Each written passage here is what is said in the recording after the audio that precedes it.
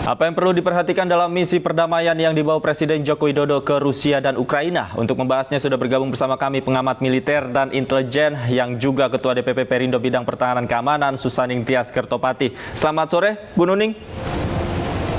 Selamat sore, Mas Davi, Mbak Steph. Selamat sore, Bu Nuning. Terkait rencana kunjungan Presiden Joko Widodo ke Rusia dan Ukraina, bagaimana pendapat Anda? Menurut pandangan saya, apa yang dilaksanakan ini Presiden Jokowi itu sudah berdasarkan landasan hukum yang ada, yaitu preambul dari UUD 45 dan dengan politik bebas aktif. Ya, di sini memang Presiden Jokowi adalah pemimpin Asia pertama yang melaksanakan hal ini, menjadi juru damai antara Rusia dan Ukraina. Kita sangat mengharapkan dan sangat mendukung kehadiran beliau untuk melakukan misi damai ini. Semoga berhasil ya, tetapi ada beberapa hal yang harus diperhatikan, bahwa perang Ukraina dan Rusia di Balkan ini adalah perang asimetrik, di mana perang asimetrik itu kerap kali membawa collateral damage ya, yang dapat memunculkan kejahatan perang yang merugikan anak, perempuan, dan itu semua tidak diatur oleh hukum humaniter. Jadi dalam hal ini memang Presiden Jokowi tentu meskipun sudah diatur atau disiapkan oleh Kemenlu dan beberapa instansi lain yang terkait untuk melakukan misi damainya ini, tetapi betul-betul harus memperhatikan bahwa perang asimetrik ini, di mana Rusia sebagai negara superior dan Ukraina sebagai negara inferior itu tentu akan berbeda dengan menjadi juru damai perang konvensional. Nah, di dalam hal ini tumbuh perang lain, yaitu perang kognitif, di mana perang kognitif itu mengeksploitasi kelemahan atau weakness dan kerentanan dari pihak lawan yang lebih kuat, yang biasa kita sebut vulnerability. Nah, ini semua memang harus menjadi satu perhatian bagi Pak Jokowi sendiri sebagai juru damai, karena Pak Jokowi tidak hadir sebagai dirinya sendiri.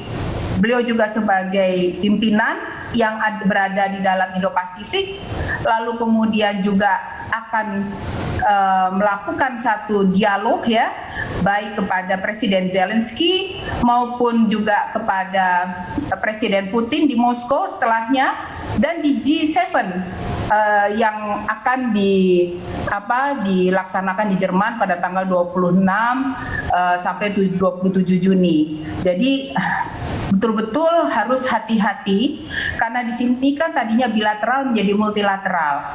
Nah, di sini kita melihat bahwa NATO tentu tidak akan tinggal diam dengan adanya misi damai yang akan dilaksanakan oleh Presiden Joko Widodo ini. Nah, oleh karenanya memang betul bahwa pengamanan Presiden Joko Widodo itu harus betul-betul dilaksanakan, dan saya lihat Pas Pampres, BIN dan lain sebagainya itu sudah mempersiapkan dengan sungguh-sungguh ya. Nah, kita juga harus paham bahwa perang ini kan sudah membuat adanya krisis pangan, krisis ekonomi. Tentu Presiden Jokowi tergerak untuk melakukan dirinya sebagai juru damai dengan misi damainya ini. Pasti juga karena ada hal-hal yang seperti itu di negara kita sendiri ini kan sudah 2 tahun ya, krisis pangan ya, krisis pangan itu akibat adanya pandemi corona ya, sehingga dapat membebani, apalagi kalau geopolitik Ukraina dan Rusia terus berperang, tentu seluruh dunia akan merasakannya, krisis pangan, krisis ekonomi, krisis sosial dan lain sebagainya, begitu Mbak. Baik, Bu Nuning, lalu apa yang menjadi daya tawar Presiden Joko Widodo saat menjadi juru damai dalam misi internasional ini? Tentu saja Presiden Joko Widodo sudah menyiapkan hal-hal baik itu bersifat diplomatik maupun politik dan juga ekonomi. Tentu di sini saya akan tekankan bahwa seluruh dunia merasakan gejolak kenaikan harga yang luar biasa ya. Mengingat bahwa fakta 40% gas Eropa itu asal Rusia, 35% palladium Amerika Serikat berasal dari Rusia, 67% neon Amerika Serikat itu dari Ukraina. Begitu pula gandum, di mana kita Indonesia juga mengimpor gandum ya, baik itu dari Ukraina maupun dari Rusia. Jadi memang geopolitik ini bisa akhirnya mempengaruhi yang lain-lain seperti masalah ekonomi dan lain sebagainya. Nah, daya tawar Presiden Jokowi tentu tidak akan lepas dari hal-hal yang terkait dengan kerugian warga negara apabila perang ini terus dilanjutkan.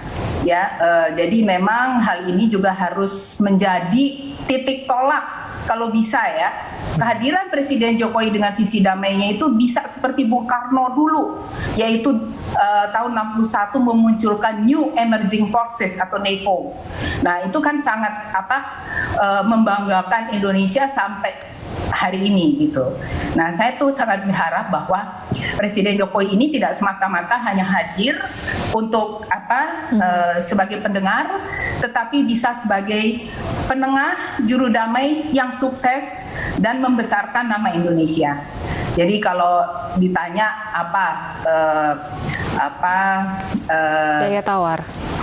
daya tawar tentunya banyak ya. Karena memang dengan adanya hal ini, maka hubungan diplomatik juga akan terancam, masalah ekonomi dan lain sebagainya, itu akan dirangkai di dalam pembicaraan diplomasi Presiden Jokowi pada pertemuan dengan Presiden Zelensky dan Presiden Putin di Moskow. Saya melihat begini, pasti Amerika, NATO juga tidak tinggal diam. Pasti ada perang kognitif yang akan dikembangkan di seluruh dunia, mengikat keberpihakan entah kepada Putin, kepada Rusia maupun kepada Zelensky Ukraina.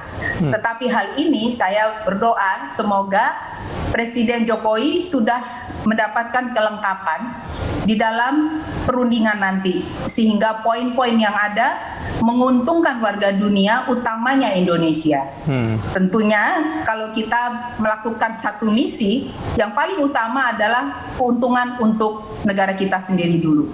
Baik. Demikian, Mbak. Baik, Bu Nuning, tentu perang antara Rusia dan Ukraina ini kan berakhir pada dampak dan efek domino. Ya, apa yang harus diwaspadai oleh pemerintah Indonesia terhadap dampak dari perang-perang Rusia dan Ukraina ini, Bu? Efek domino itu yang paling dirasa itu kan efek fluktuasi harga pangan, yaitu krisis pangan sudah ada di mana-mana ya, apalagi pandemi berkepanjangan ya. Jadi memang efek domino itu bisa macam-macam, jadi bisa krisis pangan, lalu krisis sosial, juga politik ya, geopolitik antar negara, lalu kemudian juga berbagai macam hal, misalnya bisa terjadi perang berlarut. Tentunya kalau kekuatan dari Rusia inginnya itu perang dalam waktu singkat, dalam waktu cepat. Sementara Ukraina sebagai pihak yang inferior itu tentu lebih berpihak pada perang berlarut. Oleh karenanya kita sebut ini adalah perang asimetrik gitu dalam ilmu pertahanan. Jadi memang kalau kita tanya apa efek dominonya, itu bisa berbagai macam. Bahkan ini juga bisa membuat pengaruh-pengaruh kepada pihak-pihak lain. Apabila pihak itu merasa perang ini menguntungkan, saya tidak sebut sebuah negara ya, apabila perang ini menguntungkan, tentu mereka tidak ingin ada proses perdamaian, Baik. gitu. Karena dengan adanya perang ini mereka justru untung, gitu. Jadi memang dalam hal ini kita tidak bisa mengatakan satu persatu siapa negara yang merasa seperti itu atau siapa negara yang menginginkan damai. Tentu Indonesia menginginkan Ukraina dan Rusia berdamai. Baik, kita akan tunggu tentunya kabar baik dari hasil misi perdamaian Presiden Joko Widodo. Terima kasih Bu Nuning sudah meluangkan waktunya berdiskusi bersama kami di ini sore. Terima kasih.